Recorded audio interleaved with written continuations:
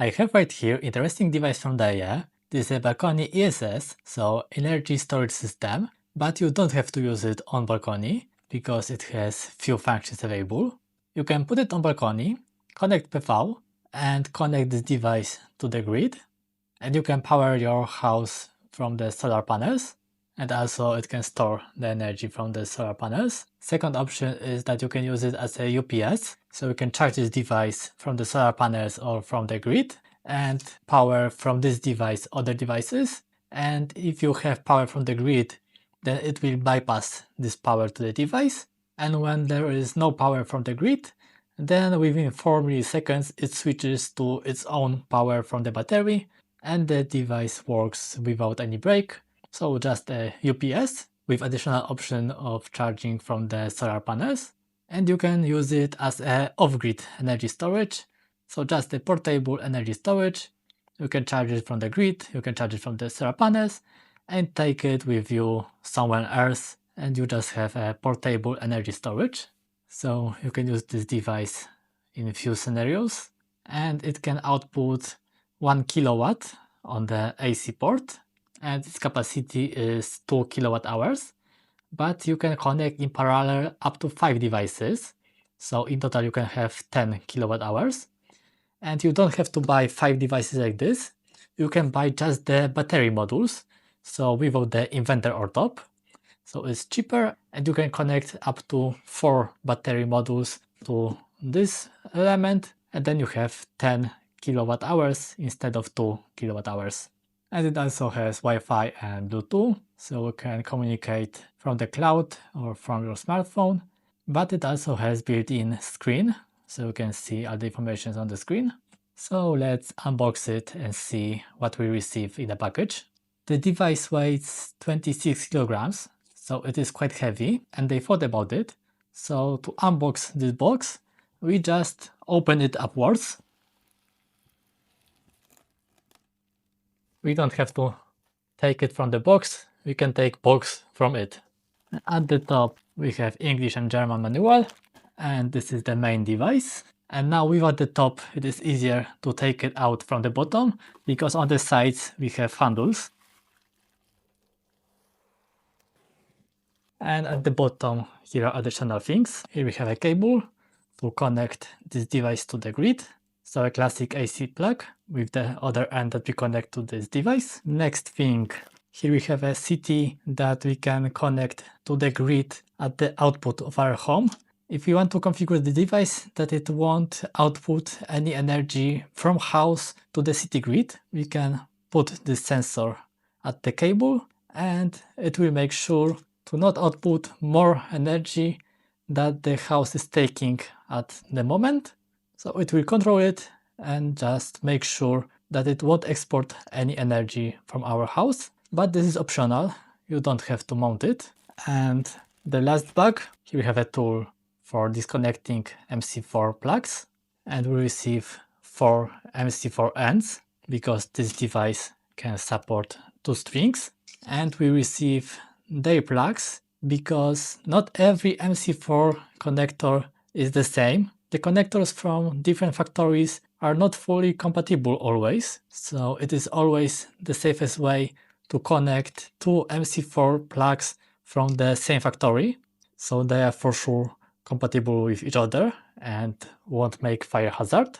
So it is the safest way to put their MC4 connectors that they included in the package to the cables from the solar panels, and then connect them to this device, so they would be for sure compatible with the MC4s in this device. Because if you have MC4s from another company, and especially if you have cheap ones, they may not work, they may fit, they may not fit, and they can make a fire hazard. So it's good that they've included their MC4s that are for sure good. Here we have another tool and the metal parts inside of the MC4 plugs. And that's all in the box. Let's take the protection off.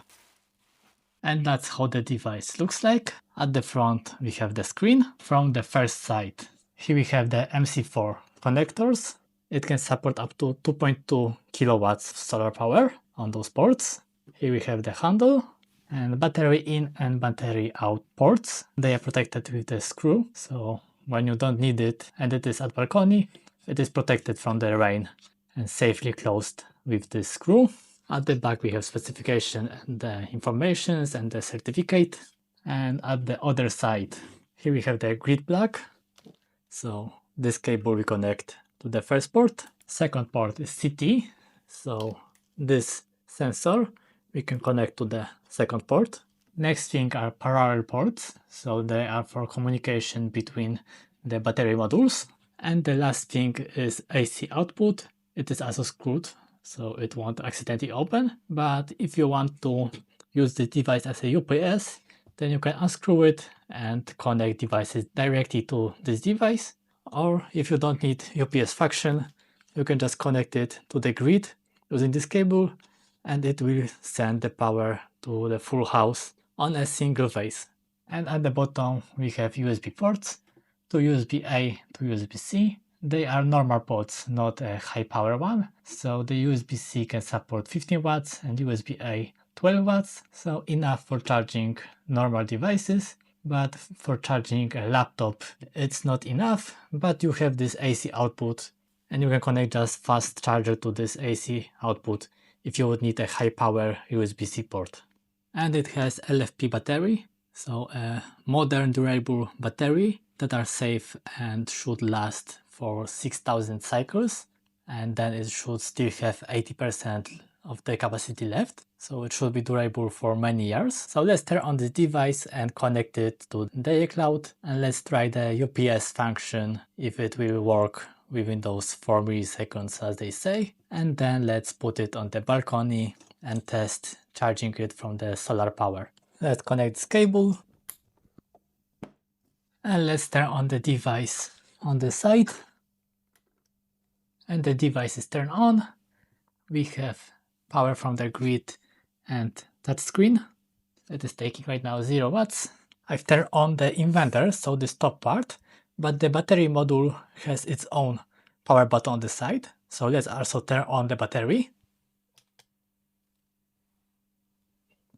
Now the battery is turning on. And we have the symbol of the battery, 50%, and it's taking 12 watts right now from the battery. And let's open the manual. Here we have packing list, load port, so this AC plug. We have all the ports, list of them, PV port information from 25 to 60 volts on the input, MPPT between 20 and 55 volts, 2 MPP trackers, and 1+1 strings per MPP tracker. MC4 connectors, how to assemble them, connecting to the grid, the CT port, for 0 export, the battery ports, system diagram, working modes, powering on, the display, Deye Cloud mobile app, and information about the app, what we can control using the app, all the parameters, application modes, you have the connections, specification of extender battery module, connecting the additional batteries, and troubleshooting and certificates and specification of this device. So all information that you need are included in this manual. And now let's connect this device to the cloud. I've added it to my installation and configured its Wi-Fi. You can see the Wi-Fi icon in the corner, and it is detecting the device in the app. Here the micro inverter. And we have that it is connected to the grid. It is online. We have type balcony ESS. We see all the parameters from the PV, from the AC, and we have available quick settings and professional settings. In quick settings, we have 2 modes: self-consumption mode, and you have a description of this mode, and we can set reserve capacity and maximum export power. And second thing, forced charge mode, and let's switch to it to charge the battery.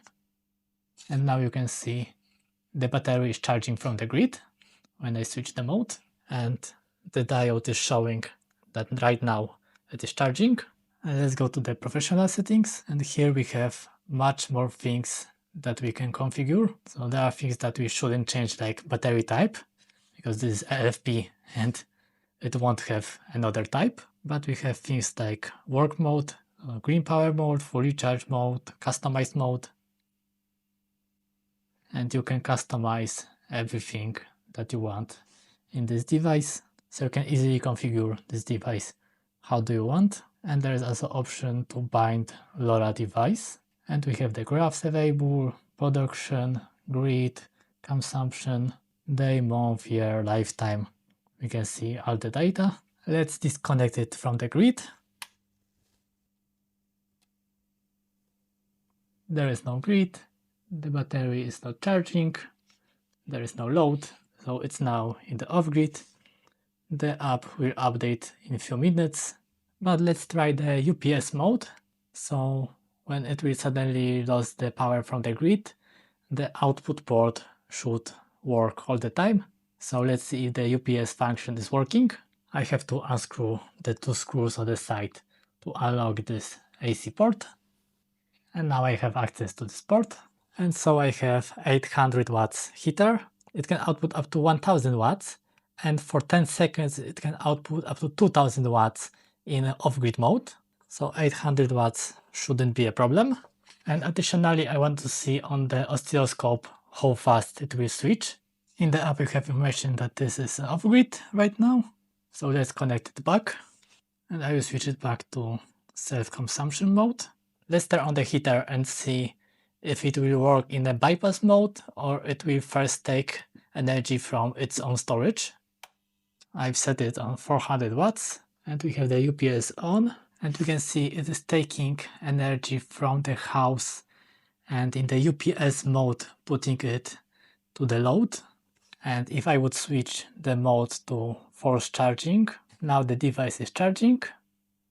And it is taking more energy from the house because it is putting it on the UPS output and also for charging the battery. Let's go back to this first mode. Now there is better connection to the oscilloscope.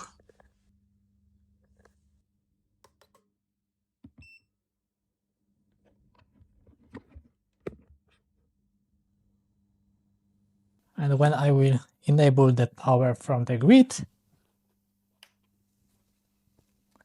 here we have the grid symbol, and it should shortly switch from the battery to the UPS mode back. It is waiting to make sure that the grid connection is correct and it can use it. Now we have the UPS dot and it switched to the power from the house when it made sure that it's good quality and it can switch back to it. So it is working as a UPS.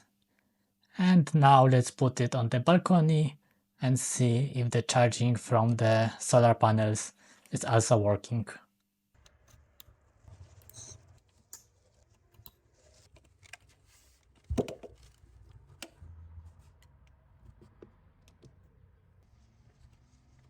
Before I will show you details of this graph, I will tell you how I configured my device, because depending on how you will configure your device, you will get different results. I've connected my device to solar panels and to the house grid. Nothing is connected to the load UPS port, and I've set it to always export the power from this device to house grid when it is possible, but maximum 200 watts. It couldn't export more than 200 watts to the house. So when the battery was empty and the solar production was less than 200 watts, everything was exported. But when the solar production was higher than 200 watts, only 200 watts were exported and the rest was used for charging the battery. And later, when the battery was charged and the solar power was smaller than 200 watts, the rest of the energy was taken from the battery until the battery was drained out. And the minimum battery level is set to 10%, so always 10% is left. And as a result, on a sunny day, this is how the graph looks like. You can see the green peak that the solar energy was up to 550 watts, but to the house it was only exported 200 watts and 300 watts were used for charging the battery. And later, when there was no sun, it started discharging from the battery. So this short peak of solar was converted into this long, flat 200 watts export to the house. Because for me, constant 200 watts was more useful than 500 watts for a short time. But for your situation, you can configure it to fit your needs. This was example in my situation, what this device is capable of, and it worked with a problem the way that I configured it. This manual was useful. Every parameter that I can set was described right here, so easily I know which parameter how to change to get the results that I wanted. And that's all for today. Like, subscribe, and be nice.